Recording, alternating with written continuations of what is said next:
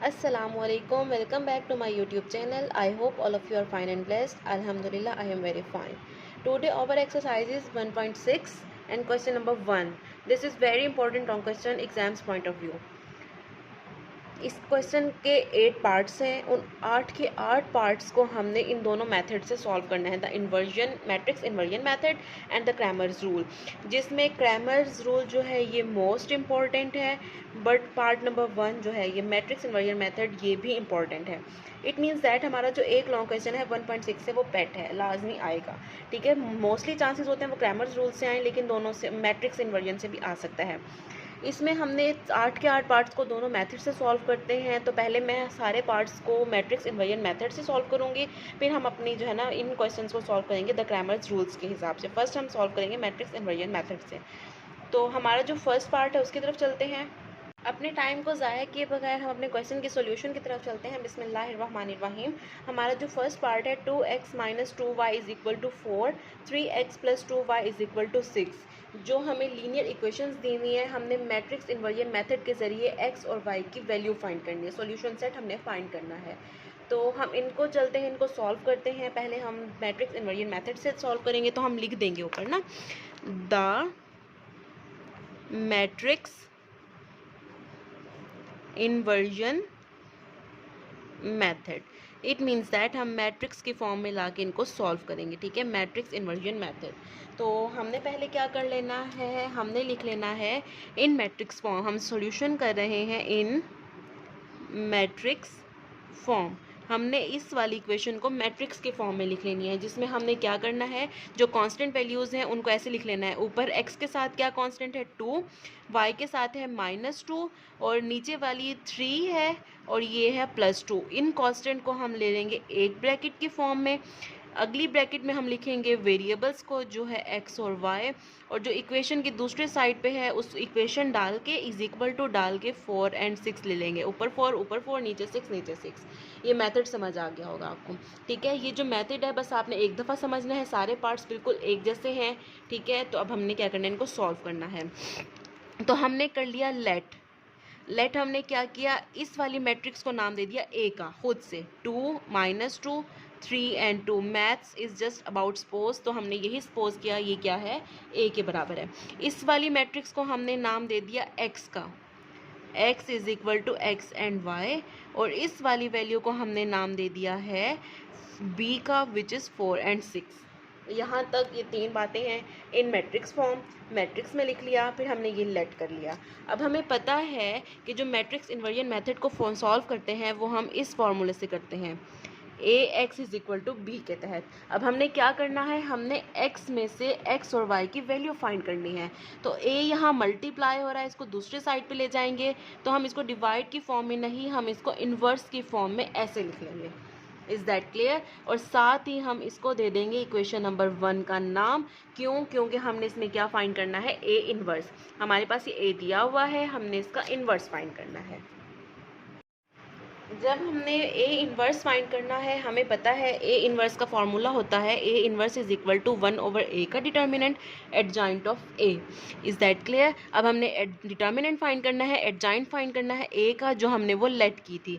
तो हमने वो लेट की थी वैल्यू क्या है, ए की वैल्यू हमने लेट की थी 2 - 2, 3 and 2। अब इस वैल्यू का हमने डिटर्मिनेंट भी फाइंड करना है और एडजॉइंट भी फाइंड करना है। ए का डिटर्मिनेंट = हमने इनको डिटर्मिनेंट की फॉर्म में लिख लिया।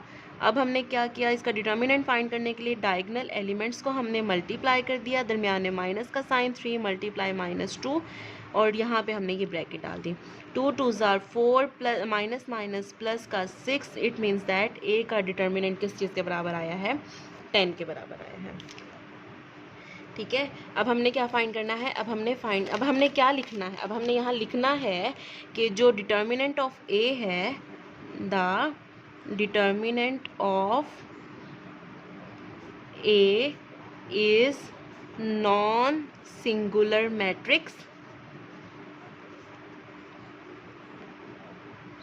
सो सॉल्यूशन सेट इज पॉसिबल। ठीक है। अब सॉल्यूशन सेट पॉसिबल है तो हम फर्दर इसको प्रोसीड करेंगे कि हम इसका एडजॉइंट फाइंड करेंगे। Adjoint of A is equal to, हमने डायगोनल एलिमेंट्स को इंटरचेंज कर दिया है और अदर वैल्यूज़ के हमने साइन चेंज कर दी, हमारे पास एडजॉइंट आ गया, ये हमारे पास डिटर्मिनेंट है। तो हमने ए इन्वर्स में पुट कर देना है। ठीक है, हमने लिखना है A inverse is equal to 1/10 2 + 2 - 3 और ये 2। अब हमने इस ए इन्वर्स की वैल्यू पुट कर देनी है इस इक्वेशन नंबर 1 में जो हमने लिखी थी, x is equal to A inverse A B. Putting value of A inverse in equation 1। तो हमारे पास क्या था, x is equal to A inverse की वैल्यू आ जाएगी 1/10 2 2 - 3 और ये 2, और b की वैल्यू हमारे पास क्या थी जो हमने लेट की थी कि वो क्या है 4 और 6। तो हम यहाँ लिख देंगे 4 और 6। अब हमारे पास दो मैट्रिक्स हैं, दोनों मैट्रिक्स को हमने मल्टीप्लाई करना है, तो 1/10 ऐसे ही लिख लेंगे। तो हमने इनको मल्टीप्लाई किया, 2 × 2 प्लस 2 × 6 -3 × 4 प्लस 2 × 6। ठीक है, 2 4 = 8 और 2 6 = 12 -12 + 12। तो हम आगे फर्दर इसको सॉल्व कर लेते हैं। x इज इक्वल टू 1/10 8 और 12 20 + 12 - 12 0। ठीक है, हम ये लिख लेते हैं x इज इक्वल टू 1/10 12 और 18 12 और 8 20 -12 + 12 0। तो x इज इक्वल टू 1/10 को इस वैल्यू से भी मल्टीप्लाई कर देते हैं। 1/10 × 20 1/10 × 0। तो x की वैल्यू हमें पता है क्या है, x और y। तो 0 से 0, तो आंसर 0 और 0 को किसी भी चीज़ से मल्टीप्लाई कर देंगे 0। इट मीन्स दैट x की value solution set is equal to 2 और 0। क्यों? क्योंकि x इज इक्वल टू 2 है और y इज इक्वल टू 0 है। ठीक है, इसके साथ हमारा फर्स्ट पार्ट कंप्लीट हुआ है। अपने नेक्स्ट पार्ट की तरफ चलते हैं। सेम यही प्रोसीजर है, कुछ भी डिफरेंट नहीं है। तो हम लिख लेते हैं सेकेंड पार्ट।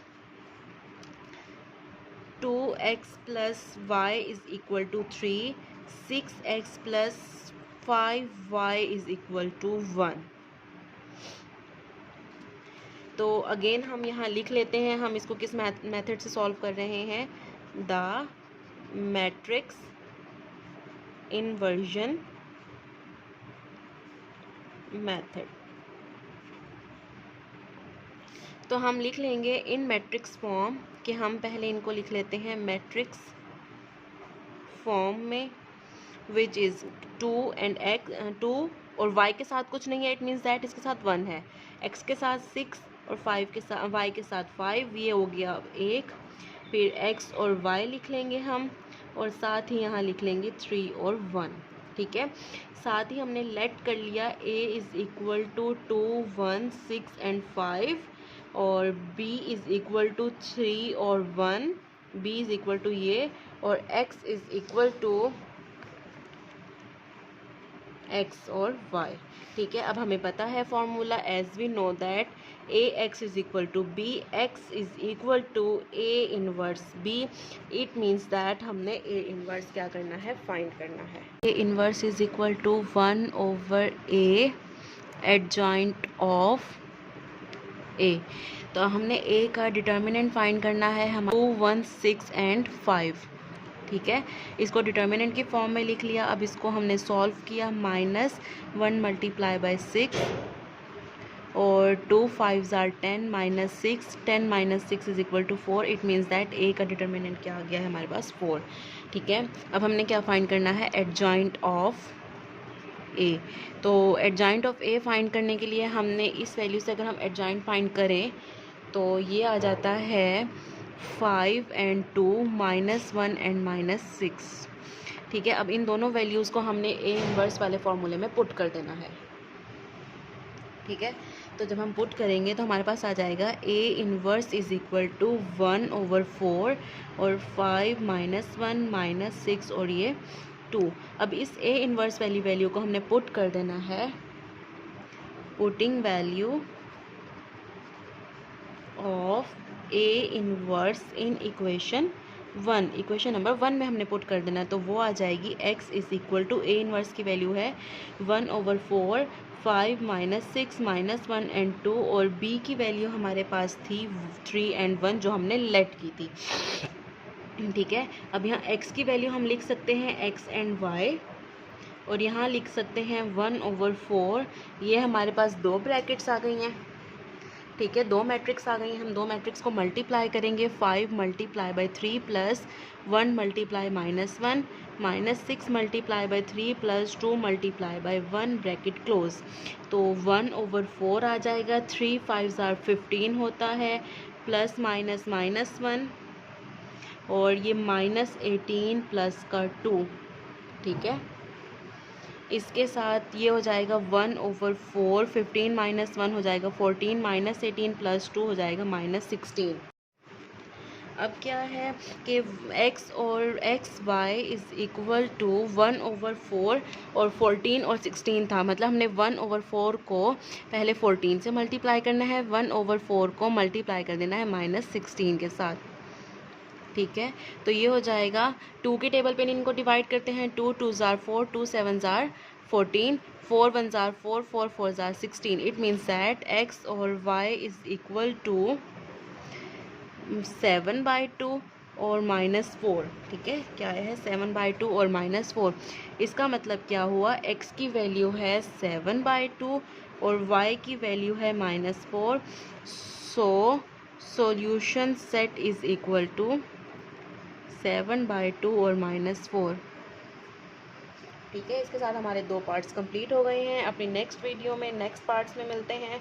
अपना बहुत सारा ख्याल रखिएगा। अल्लाह हाफिज़।